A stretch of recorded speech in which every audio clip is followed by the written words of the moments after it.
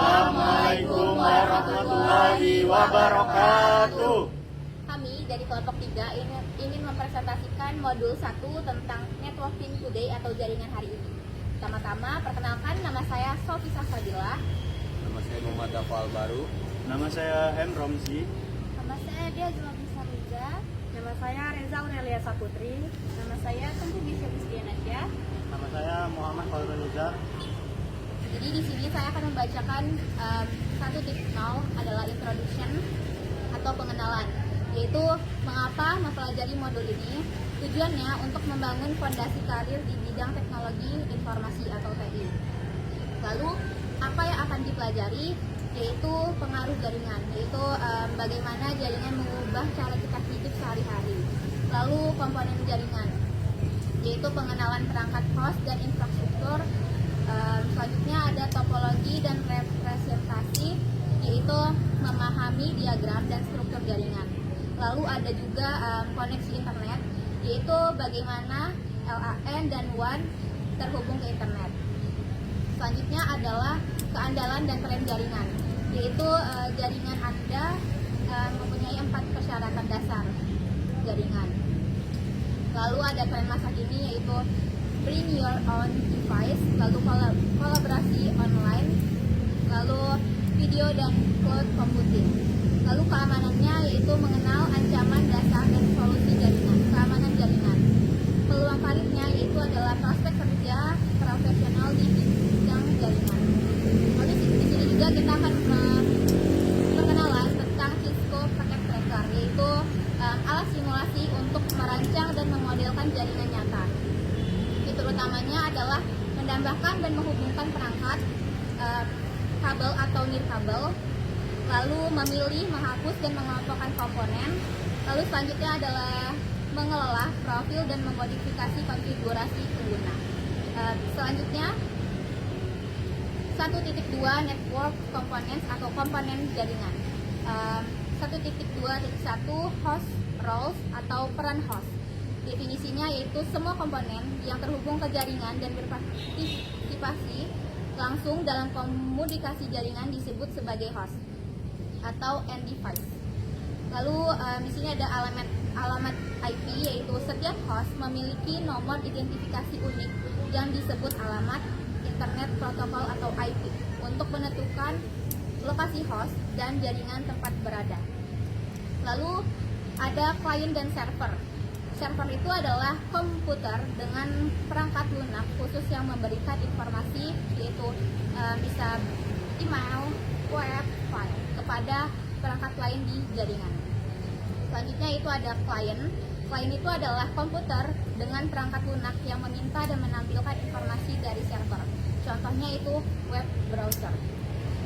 Yang selanjutnya ada peer-to-peer 1.2.2, yaitu dalam jaringan ini sebuah komputer bisa menjadi klien sekaligus server secara bersamaan. Kelebihannya mudah diatur, tidak kompleks, biaya lebih rendah, atau tidak butuh server khusus. Lalu kekurangannya itu tidak ada administrasi terpusat, yaitu kurang aman, sulit dikembangkan atau tidak diskable, dan performanya bisa melambat karena perangkat melakukan banyak peran. Lalu selanjutnya ada 1.2.3, yaitu end device atau perangkat ujung. Perangkat ujung adalah sumber atau tujuan dari pesan yang dikirimkan melalui jaringan untuk membedakan satu perangkat dengan perangkat lainnya. Lalu selanjutnya ada perangkat perantara 1.2.3 atau intermediary device, yaitu berfungsi menghubungkan perangkat ujung ke jaringan atau menghubungkan beberapa jaringan. Lalu contohnya itu ada wireless router, LAN switch, router, terus multi-layer switch, dan firewall appliance. Lalu fungsi utamanya yaitu ada regenerasi dan pengiriman ulang sinyal data, lalu menentukan jalur terbaik untuk data. Selanjutnya ada 1.2.5 network media, yaitu media jaringan. Media adalah saluran atau jalan tempat pesan berpindah dari sumber ke tujuan. Ini ada 3 jenis, yaitu ada kawat logam atau tembaga, yaitu dapat diubah menjadi impuls listrik. Yang kedua ada serat kaca atau plastik atau yaitu data diubah menjadi pulsa cahaya. Lalu yang ketiga ada transmisi with kabel atau wireless, yaitu data dikirim menggunakan modulasi frekuensi gelombang elektromagnetik. Oke, selanjutnya akan dilanjutkan dengan Dava. Oke, saya akan melanjutkan di modul 1.3.1 Networking Representation. Pengertian Networking Representation adalah cara untuk menggambarkan jaringan komputer dalam bentuk diagram agar mudah dipahami oleh networking, arsitek, dan administrasi. Diagram ini membantu melihat perangkat apa saja yang ada dalam jaringan, bagaimana perangkat saling terhubung, bagaimana struktur jaringan terbentuk. Tujuannya untuk mempermudah memahami jaringan, membantu percadangan jaringan, memudahkan pengelolaan dan troubleshooting, memberikan gambaran visual jaringan. Diagram jaringan. Diagram jaringan menggunakan simbol untuk mewakili perangkat jaringan dan koneksi antar perangkat. Diagram ini dikenal sebagai topologi diagram. Istilah pentingnya, networking interface card atau NIC, perangkat yang menghubungkan komputer ke jaringan, contoh LAN card dan Wi-Fi adapter. Physical port, tempat atau konektor untuk menghubungkan kabel jaringan, contohnya port LAN. Dan terakhir ada interface, port pada perangkat jaringan, router atau switch, digunakan untuk penghubungan antar jaringan. Istilah port dan interface sering digunakan secara bergantian. Lalu 1.3.2 Topologi diagram. Pengertian topologi diagram adalah diagram yang menunjukkan bagaimana perangkat dalam jaringan saling terhubung. Diagram ini menjadi dokumentasi penting dalam jaringan. Fungsinya memberikan gambaran visual jaringan, mempermudah memahami jaringan yang kompleks, membantu instalasi dan konfigurasi, memudahkan troubleshooting. Jenis topologi diagram. Physical topologi menunjukkan kondisi nyata jaringan, menampilkan lokasi perangkat, jalur kabel, dan menempatkan perangkat. Fungsinya digunakan saat pemasangan jaringan, membantu teknisi memperbaiki jaringan. Fokusnya letak fisik perangkat. Logika topologi menunjukkan cara perangkat paling terhubung dan berkomunikasi, menampilkan koneksi antara perangkat, alur data, IP address, atau network. Fungsinya membantu memahami konfigurasi data, digunakan untuk konfigurasi jaringan, membantu troubleshooting. Berfokus pada alur data dalam jaringan. Perbedaan fisikal dan logikal. Fisikal topologi menunjukkan kondisi nyata, sedangkan logikal topologi menunjukkan koneksi logika. Fisikal topologi ada lokasi dan kabel, sedangkan logikal topologi tidak fokus lokasi. Fisikal topologi untuk menginstalasi, sedangkan logikal topologi untuk analisis. Fisikal topologi fokus perangkat fisik, sedangkan logikal topologi fokus komunikasi data. Selanjutnya 1.3.3 Kesimpulan dan pemahaman umum. Ringkasan init networking repository digunakan untuk menggambarkan jaringan dalam bentuk diagram. Diagram tersebut disebut topologi diagram. Topologi diagram sangat penting dalam dokumentasi jaringan. Konsep pertama, jaringan harus divisualisasikan agar mudah dipahami. Ada dua jenis topologi utama. Yang pertama, physical topologi, menggambarkan kondisi nyata jaringan. Yang kedua, logical topologi, menggambarkan alur komunikasi data. Pentingnya dalam dunia nyata, digunakan oleh teknisi dan administrasi jaringan, membantu dalam merancang jaringan, instalasi, konfigurasi, dan troubleshooting. Kesimpulan akhir, untuk memahami jaringan dengan baik diperlukan dua sudut pandang. Fisik atau fisikal, melihat perangkat secara nyata. Logis, logikal, memahami bagaimana data mengalir. Keduanya saling melengkapi dan tidak bisa dipisahkan dalam pengelolaan jaringan. Sekian, terima kasih. Selanjutnya akan dilanjutkan dengan Romzi. Saya akan membacakan tentang 1.4 yaitu jenis-jenis pada jaringan. Setelah itu ada 1.4.1 Network of Many Size, jaringan dengan berbagai ukuran.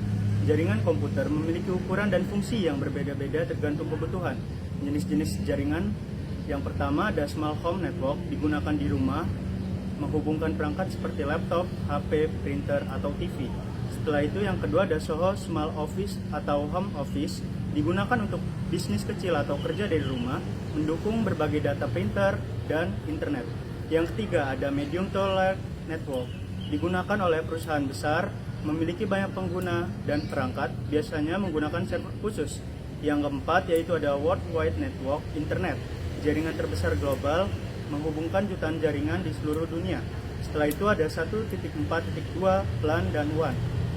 Jaringan juga dibedakan berdasarkan jangkauan geografisnya, yaitu ada LAN. LAN adalah Local Area Network yang mencakup area kecil, rumah, sekolah, dan kantor. Dikelola oleh satu organisasi, kecepatan tinggi, dan contoh jaringannya sendiri yaitu jaringan Wi-Fi di rumah atau sekolah.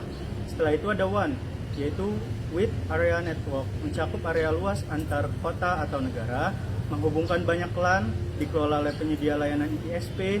Contohnya sendiri adalah internet. Perbedaan utamanya ialah LAN kecil, cepat, dan lokal.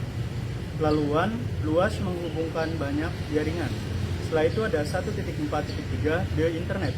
Internet adalah kumpulan jaringan yang saling terhubung, network of networks, menghubungkan LAN dan WAN di seluruh dunia, menggunakan berbagai media seperti kabel tembaga, serat optik, dan nirkabel atau wireless. Karakteristiknya sendiri tidak dimiliki satu orang atau organisasi, diatur oleh berbagai organisasi seperti Internet Engineering Task Force, ICANN, Internet Architecture Board. Fungsinya sendiri komunikasi global, akses informasi, berbagi data. Setelah itu ada 1.4.4 Internet and Externet. Internet yaitu jaringan privat milik organisasi, hanya bisa diakses oleh anggota internal atau pegawai, digunakan untuk berbagi dokumen dan sistem internal perusahaan.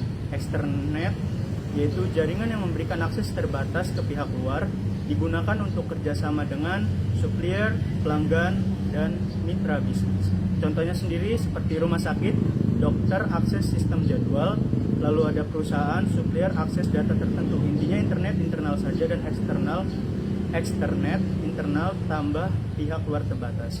Yang terakhir ada 1.4.5 ringkasan konsep jaringan secara umum. Bagian ini merangkum konsep penting jaringan seperti fungsi utama jaringan, yaitu berbagai sumber daya printer, file internet, komunikasi email, chat, video call. Lalu ada akses informasi. Komponen pentingnya sendiri ada perangkat komputer server router, media transmisi berisi kabel wireless, protokol berisi aturan komunikasi. Kesimpulannya untuk 1.4 yaitu jaringan komputer memungkinkan perangkat saling terhubung dan bekerja sama dari skala kecil rumah hingga global internet. Sekian, terima kasih. Selanjutnya masuk ke 1.5. Teknologi akses internet. Teknologi akses internet adalah cara pengguna atau organisasi terhubung ke internet melalui ISP. Contohnya kabel broadband, DSL, one kabel, dan layanan seluler. Untuk perusahaan biasanya menggunakan koneksi yang lebih cepat seperti DSL Business, Reset Line, dan Metro Ethernet agar dapat mendukung layanan seperti VoIP dan video conference. 1.5.2 Koneksi internet rumah dan kantor kecil. Koneksi yang umum digunakan yaitu kabel cepat melalui kabel TV atau DSL, melalui telepon dan selalu aktif, seluler, jaringan ponsel satelit. Untuk daerah terpencil dan dial-up, kecepatan rendah menggunakan modem. 1.5.3 Koneksi internet bisnis. Perusahaan membutuhkan koneksi yang cepat dan stabil. Pilihannya antara lain Loset Line untuk koneksi khusus antar kantor, Metro Ethernet untuk memperluas jaringan, SDSL dengan kecepatan upload. 1.5.4 Jaringan konvergensi. Jaringan konvergensi adalah satu jaringan yang dapat mengirimkan data suara dan video. Selanjutnya akan dilanjutkan oleh Reza Aurel.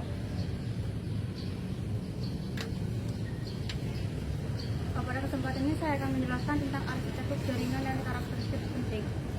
Arsitektur jaringan adalah dasar bagaimana sebuah jaringan dirancang agar dapat menghubungkan perangkat, manusia, dan informasi secara efisien. Sering diperkembangkan teknologi. Jaringan tidak hanya digunakan untuk data, tetapi juga mendukung berbagai layanan seperti suara dan video. Agar jaringan dapat berjalan dengan baik, terdapat 4 karakteristik utama yang harus diperhatikan. Pertama, toleransi kesalahan, yaitu kemampuan jaringan tetap berjalan meskipun terjadi gangguan, misalnya dengan jalur cadangan atau rangginasi. Kedua, skalabilitas, yaitu kemampuan jaringan untuk berkembang tanpa menurunkan performa ketika jumlah pengguna atau perangkat bertambah. Tiga, kualitas layanan atau QoS yang memastikan data penting seperti video, suara tetap berjalan lancar meskipun terjadi kemacetan jaringan. Dan yang terakhir, keamanan jaringan yang meliputi perlindungan data melalui prinsip kerahasiaan, integritas, dan ketersediaan. Kesimpulannya adalah arsitektur jaringan yang baik harus mampu memberikan koneksi yang andal, fleksibel, berkualitas, dan aman. Selanjutnya akan dilanjutkan oleh Deisha.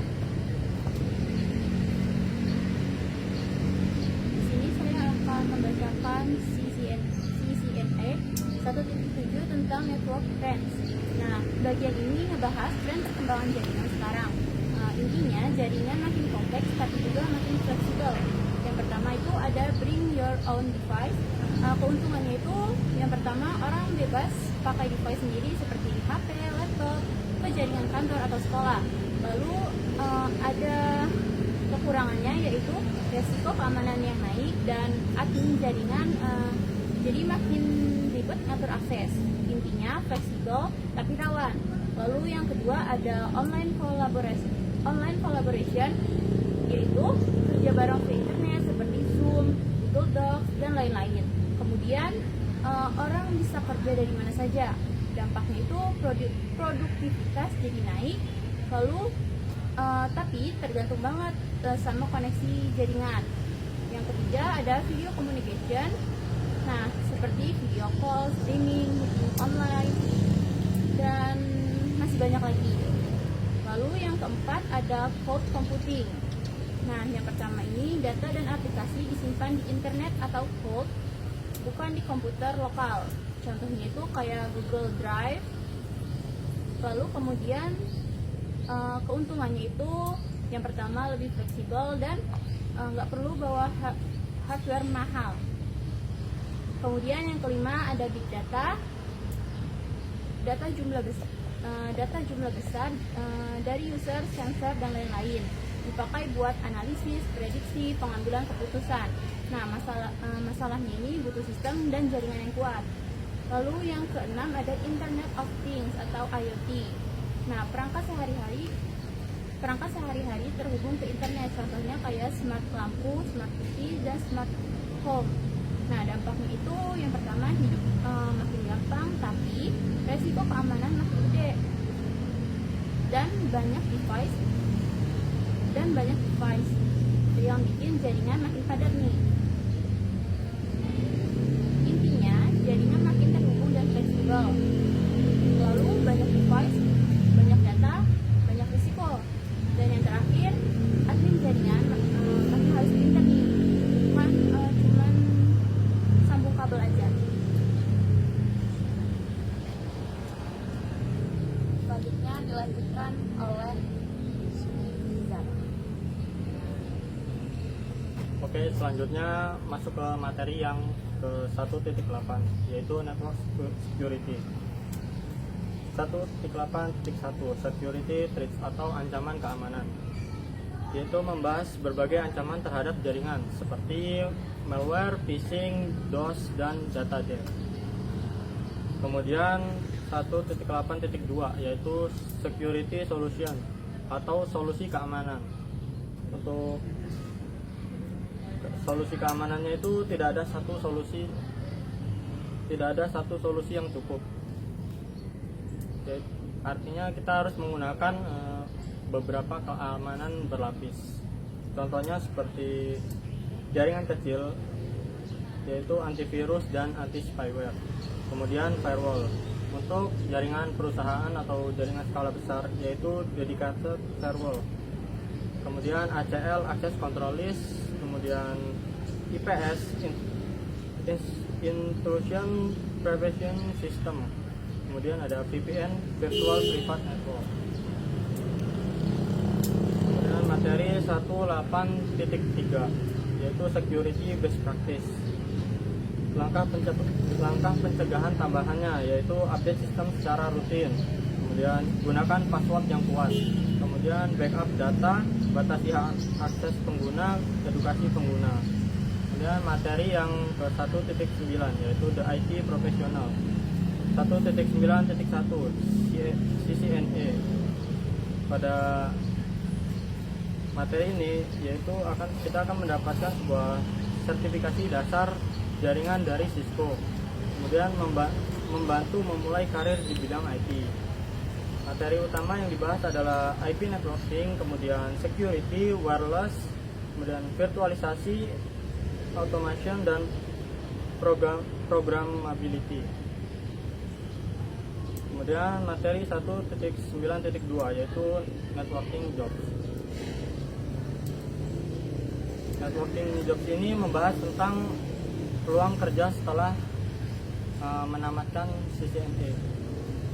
Untuk peluang kerjanya yaitu antara lain seperti network engineer, kemudian network administrator, kemudian IT support. Untuk cara mencari kerjanya kita bisa menggunakan Netacad Career, kemudian Cisco Talent Bright, kemudian website lowongan kerja.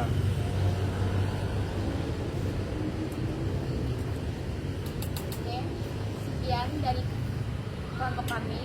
Wassalamualaikum warahmatullahi wabarakatuh.